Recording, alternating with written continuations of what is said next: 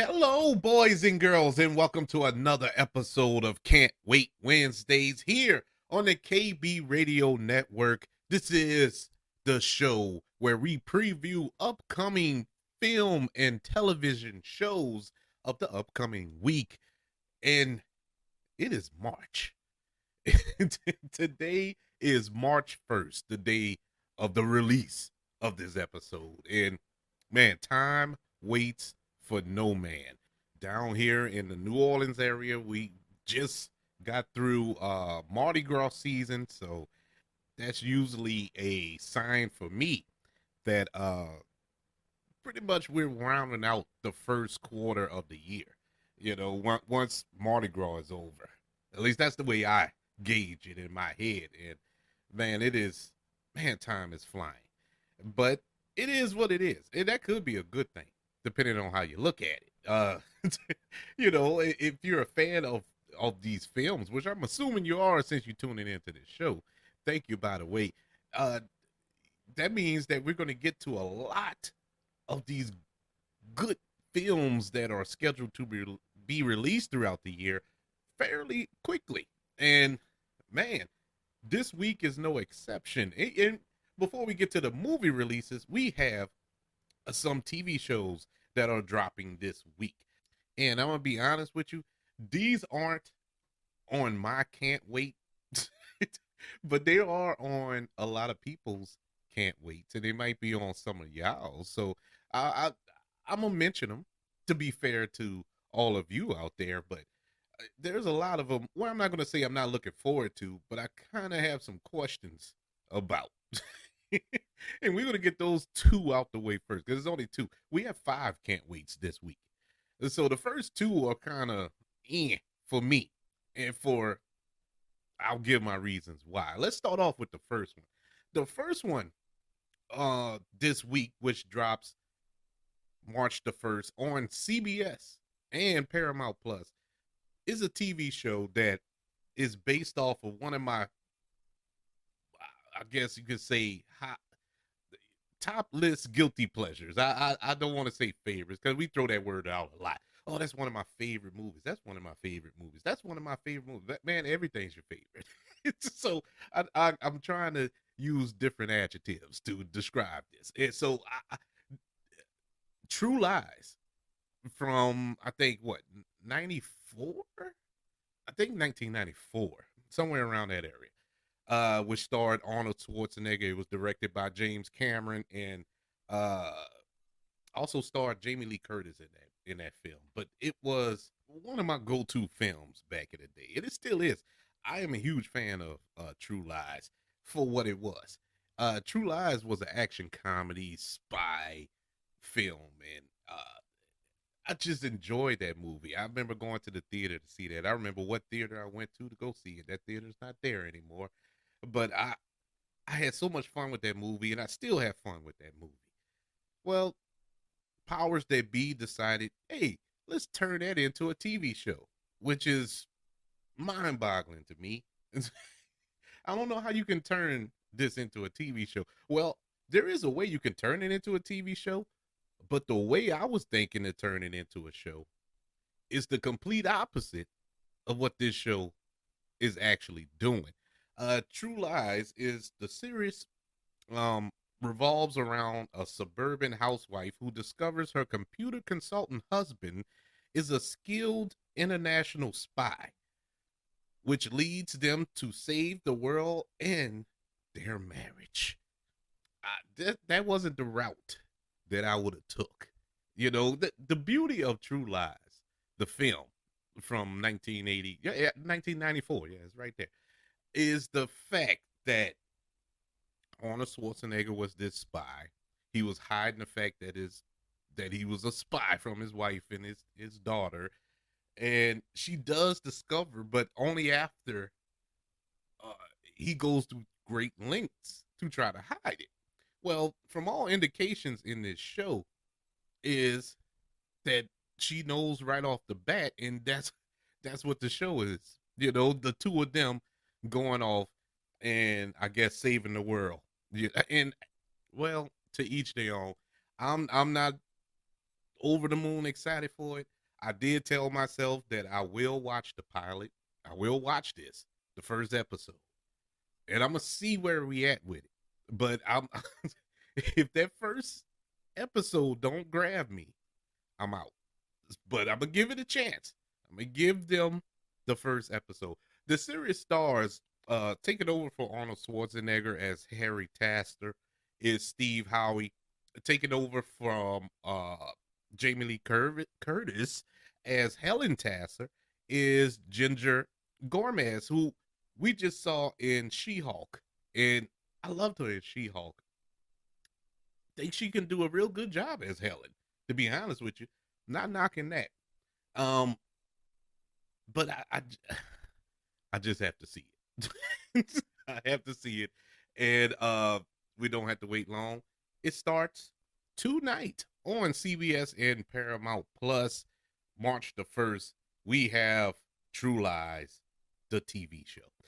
So our next one is another one that I'm like, but I know a lot of people enjoyed the film, at least part one, which came out in 1981, and it was History of the World Part One, and it was written, produced, starred, and directed by the great Mel Brooks, who gave us such classics as, Blazing Saddles, Spaceballs, list goes on and on. So it was a thing.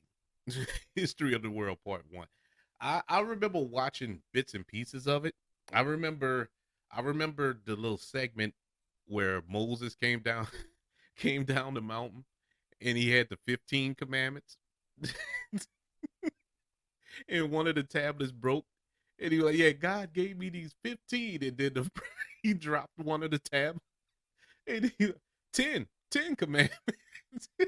That was the best part of the movie for me. I don't know why that sticks with me. But yeah, I'm not the biggest fan of History of the World Part One. But I did, all his other works, Blazing Saddles, my God, people. that is comedy gold. Spaceballs, still epic to this day. Well, we fast forward to 2023, and guess what, people? We're getting History of the World Part 2. Finally, after what, 40 years?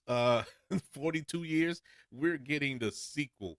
But this show is a show. It's not a movie. I already spoiled that. It's going to be a 3-night event, and it premieres on Hulu March the 6th. And look, the show, at least the trailer for this show, doesn't look all that interesting. It really doesn't. I know Mel Brooks. Mel Brooks is a comedy genius. He is an icon, but that was 40 years ago.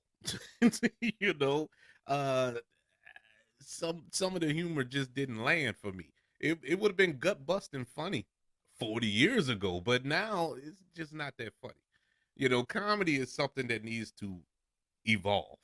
You can't tell the same joke from years ago and expect to get the same response. You know what I'm saying? Now that's just in the trailer. Don't get me wrong. Hopefully that wasn't all of the good jokes, because it really wasn't many good jokes in the trailer. But hopefully they saved that for the actual show. But you have a lot of talent in front of the camera here. You have Zazie Beetz, Taika Waititi, Johnny Knoxville, Dove Cameron, David Duchovny, Seth Rogen, Sarah Silverman, Danny DeVito, Jack Black.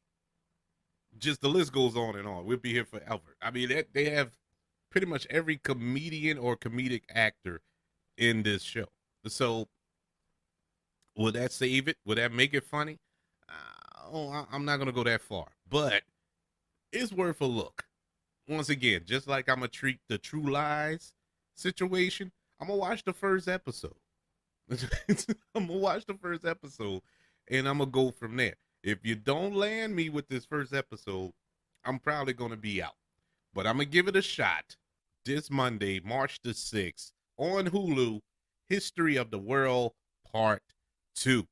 All right, we have a film, well, one of two films that are coming out this week, and this one comes from Mr. Guy Ritchie, who has given us such classics as Lock, Stock, and Smoking Barrels, Snatch, Rock and Roller, the Aladdin live action film with Will Smith.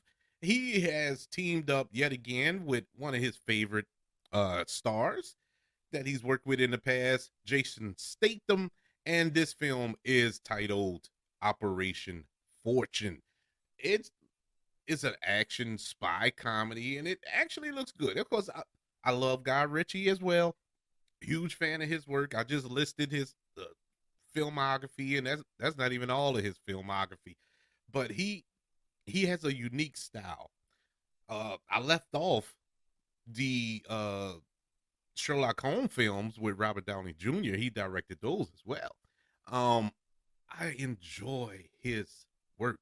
I'm one of the rare people that liked that King Arthur film that he did a couple of years ago with what's the guy name from the Sons of Anarchy? I can't think of his name right now. But anyways, I enjoyed it. I didn't think it was that bad. I know critics kind of tore it apart, but whatever. But he's back again, and we have Operation Fortune. And the premise of this film is Special Agent Orson Fortune, which is which is awesome. In his team of operatives, recruit one of Hollywood's biggest movie stars to help them on an undercover mission when the sale of a deadly new weapons technology threatens to disrupt the world's order. I'm I'm all in on this. I'm all in. I'm excited for this. You know, I don't know why, but it just piqued my interest. The film stars, as I stated before, Jason Statham, uh, Audrey Plaza, Carrie Airways, Hugh Grant, and Josh Hartnett. And I'm all for it. I'm all for it. I know the comedy is going to be there. I know the action is going to be there. Uh, not expecting any tear jerking drama. So I'm all in on this. You know what I'm saying? I'm not expecting much, so life is good for me. So Operation Fortune will drop into theaters this Friday, March the 3rd. All right, let's go back into the world of television, if you will. Let's go into a streaming service that I would imagine the majority of people around the world have, and that is Disney Plus. And we have a third season premiere today, today, right now, as you listening. And I'm not telling you to stop listening. Continue to listen. It'll be there. So after the show is over, go over to Disney Plus because season 3 of The Mandalorian is on Disney Plus right now, starting today, March the 1st. Oh yeah. I am over the moon for this one. The first two seasons, and for some strange reason, I thought this was the fourth, but it's actually the third. It feels like 4 seasons. I don't know why, and that's not. I'm not saying that in a bad way. I'm saying that in the sense of we got the Book of Boba Fett, and the Book of Boba Fett. I know they have it. It has its fans, but I didn't really enjoy the Book of Boba Fett. But the last few episodes of the Book of Boba Fett turned into a Mandalorian season. I mean, I'm not joking. The Mandalorian showed up. Grogu showed up, and it was like two episodes of them, maybe three. I can't even remember because I forgot all about Book of Boba Fett at that point. so, so it feels like a fourth season, but this is actually the third season, and man, I'm so excited. Oh man, yes, we get Mando back. We're getting Grogu, or what people commonly refer to him as Baby Yoda. And we have Carl Weathers returning. Oh man, this is gonna be epic. Pedro Pascal's, who everybody is just gushing over right now because he's in The Last of Us as Joel. He's killing it on that show, and now he's back in a role that kind of just shot him off the earth. You know, he put him in the atmosphere for everybody to see, and I'm so happy that he is doing such great work right now that everybody is taking notice of. I mean, he has the starring role here on The Mandalorian, as well as The Last of Us. He just popped up on Saturday Night Live a couple of weeks ago, and he killed it on there. The dude is just amazing, and I'm glad that he's finally getting his due. But this one here, this role as the Mandalorian, as Din Djarin, really, really put him on the map. And his face was covered for 99.5% of the show. All you hear is his voice. All you hear is his voice. And I look, man, just his voice alone adds gravitas to this show. And look, man, I can't wait to see where we're heading uh going forward in the Mandalorian lore. Here's the synopsis of season 3 rather. Pedro Pascal as the title character, a bounty hunter traveling to Mandalore, his home planet, to redeem his past transgressions with his companion Go Group. This is part of the Star Wars franchise set after the events of Return of the Jedi and before the events of The Force Awakens. So this is a prequel. It's like a sequel prequel. It's, it's set right in the middle of those two trilogies of the Star Wars franchise. So, but man, I'm so excited for this. I can't wait to get finished recording and go watch it. You know what? Let me stop lying. I recorded this a few days ago. So when I finish recording this, I'm gonna have to wait like the rest of y'all. But no, I gotta wait. Y'all don't. Because Mandalorian season 3 is currently available on Disney Plus today, March the 1st. Lucky you. I have to wait. But anyway, let's get to our last can't wait of the week. And it is the biggie of the week. It is the highly anticipated third film in the Creed franchise, and it is entitled, surprisingly, Creed 3. Yes, Creed gets a trilogy, believe it or not, and I'm excited for this film for several reasons, which I'm about to explain to you. Number one, first and foremost, let me just say, and I believe I said it on here before. If I haven't, or this is your first time listening, welcome to the show. I'm gonna say it again. I When the first Creed came out,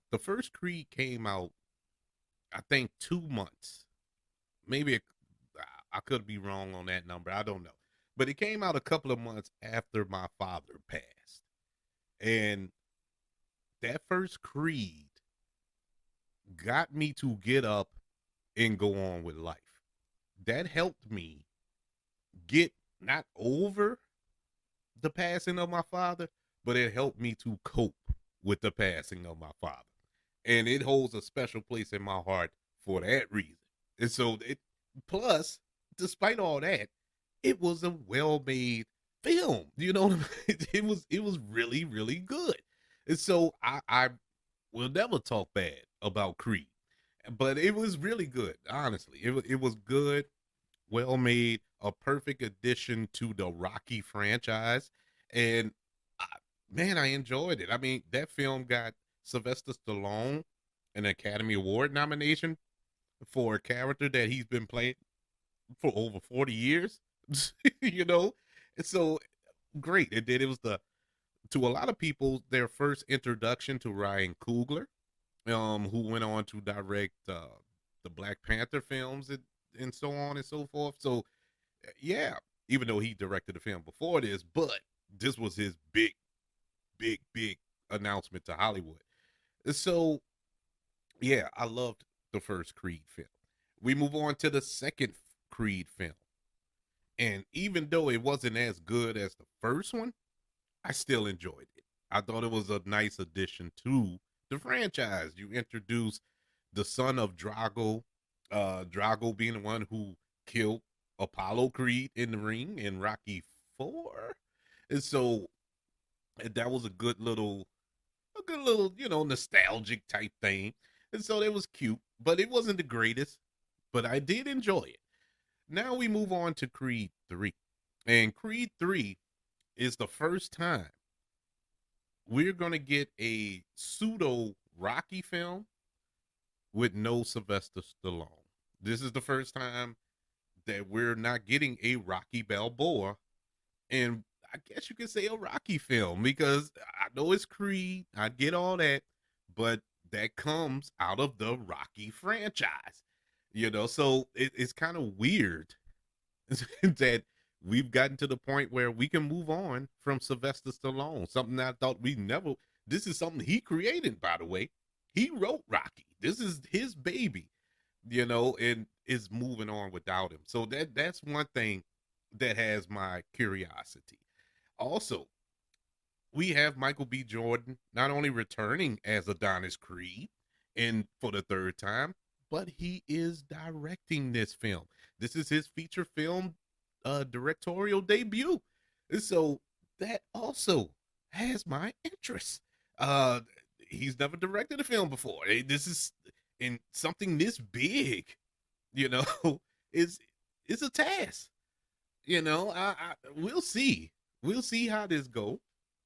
I'm a fan of Michael B. Jordan, even though sometimes uh he gets caught up in playing the same character. I feel in every film, with the exception of Killmonger, which I fondly believe is his best performance in my humble opinion. Yeah, sometimes he get caught up playing the same character, and it gets disgusting at at points. But I do enjoy him in films. I really do, because I've seen glimpses of him being a powerful actor. So I'll never give up on him. I really enjoy him. Plus, I think the direction, certain roles that he take is required for that. It's kind of like typecasting, he playing the same character. But my biggest draw to Creed 3 is one man and one man only. We just saw him a couple of weeks ago as King the Conqueror in Ant-Man and the Wasp: Quantumania. Here he's playing Damian Anderson, the adversary of Creed, and is none other than Jonathan Majors. Man, Jonathan Majors is probably the best actor. I was about to say best black actor in Hollywood. Nah, best actor. Take the title off. Take the race out of it. Jonathan Majors is a force of nature.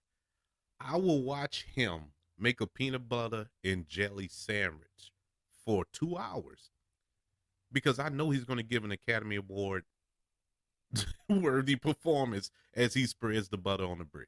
He is that good of an actor. This dude is amazing in every single film that he's in. And to see him jacked up the way he is jacked up.